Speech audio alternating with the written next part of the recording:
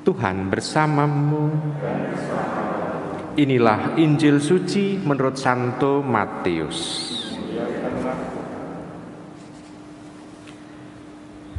Dalam khotbah di bukit, Yesus bersabda, "Janganlah menghakimi supaya kalian tidak dihakimi.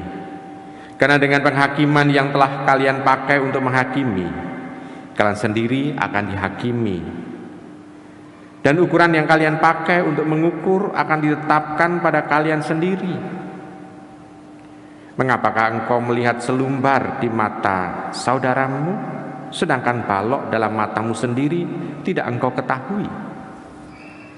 Bagaimanakah engkau dapat berkata kepada saudaramu, biarlah aku mengeluarkan selumbar itu dari matamu, padahal di dalam matamu sendiri ada balok?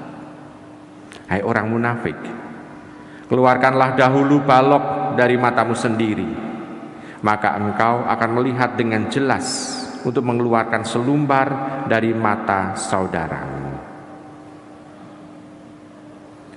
Demikianlah sabda Tuhan.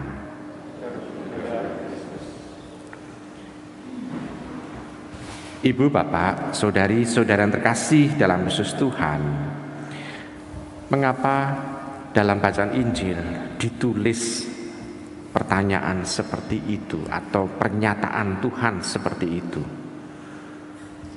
Sebab orang yang mempunyai kuasa untuk menghakimi tidak sembarangan orang sebetulnya. Adalah kekuasaan yang diberikan Allah kepada orang tersebut. Misalnya kalau kita melihat seorang hakim memutuskan sesuatu kasus, kita juga mengharapkan bahwa hakim tersebut itu memutuskan kasus berdasarkan betul-betul ini adalah memang Tuhan, kalau hadir pada saat itu Tuhan menghendaki seperti itu. Bukan atas dasar hukumnya kayak gini maka keputusannya seperti ini.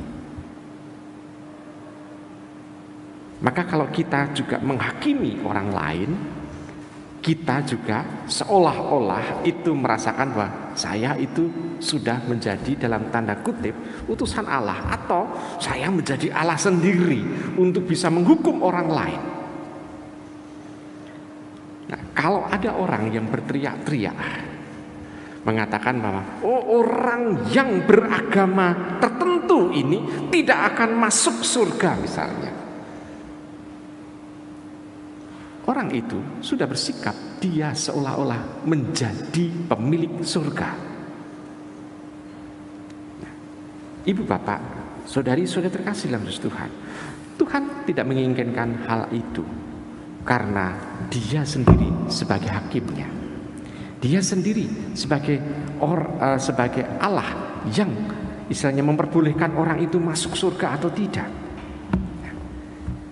Maka bacaan ini sebetulnya mau mengajak kepada kita semua supaya paling tidak kalau kita mau menegur orang, kalau teguran itu sedikit aspek menghakimi, kita hendaknya juga mawas diri. Kita melihat diri kita sendiri. Apakah kita sudah lebih baik atau kita tidak melakukan hal itu? Karena banyak orang zaman sekarang itu kalau pakai bahasa kasar ya, ini bisa dikatakan banyak orang yang becak tanpa pelek. Becak tanpa pelek itu maksudnya ini kasar banget, yaitu ison jeplak tanpa utek gitu. Jadi ngomong dulu, banyak ngomong mengenai orang itu, lalu ternyata omongannya salah, lalu kelabakan, lalu mau minta maaf dan sulit untuk bisa minta maaf. Kenapa? Karena apa yang diomongkan orang tidak bisa ditarik kembali. Permintaan maaf pun itu sebetulnya sudah melukai orang. Jadi maka orang di sini sebetulnya ajakannya adalah berpikir, mawas diri, baru kita bisa melihat apakah betul apa yang saya omongkan ini itu sudah bijaksana, sudah selayaknya, dan apakah saya juga layak dan pantas untuk mengatakan seperti itu. Ibu bapak, saudara terkasih dalam Tuhan, ambil contoh konkret saja, relasi Anda dengan anak. Sebagai orang tua, kita seringkali menasihati anak, betul? Benar ya? Apakah nasihat yang sama yang kita omongkan ini sudah pernah dilakukan pada waktu kita kecil dulu? Seringkali justru itu juga yang dituntut oleh orang tua kita kepada kita, dan kita nggak pernah mendengarkan. Tetapi yang dituntut oleh orang tua kita, kita ulangi lagi kepada anak kita. Seringkali yang terjadi seperti itu.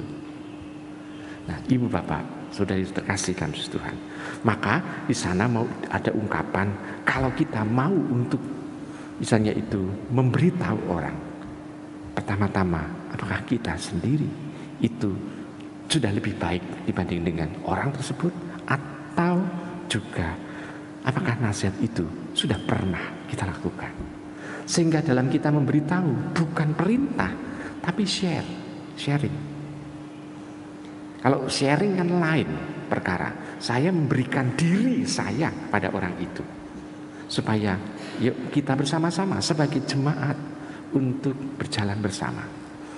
Tapi kadang-kala kalau menghakimi itu kan tuduhan. Seringkali mengatakan kamu. Sedangkan kalau sharing itu kan pernyataannya kan lebih banyak aku. Saya. Atau saya begini. Sedangkan kalau menghakimi kan kamu itu loh gini ya. Ibu bapak, saudara terkasih dalam Tuhan, lebih banyak dominan yang mana kalau bicara? Mengatakan kata kamu atau saya kalau ngomong-ngomong dengan orang lain? Ini juga sesuatu bagi diri kita juga.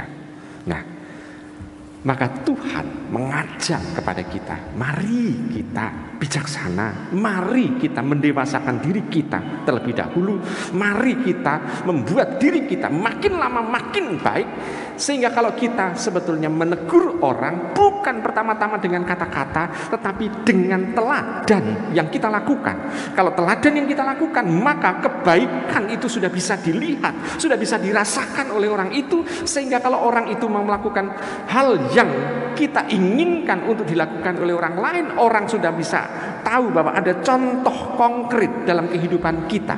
Dan contoh konkret itu adalah contoh yang bisa dilihat, yang bisa dirasakan, dan sungguh-sungguh berdaya guna. Kalau kita melihat hal itulah yang diharapkan oleh Tuhan, sehingga kehidupan kita sendiri makin lama makin baik, makin lama makin berkenan pada kehendak Tuhan. Selamat merenungkan.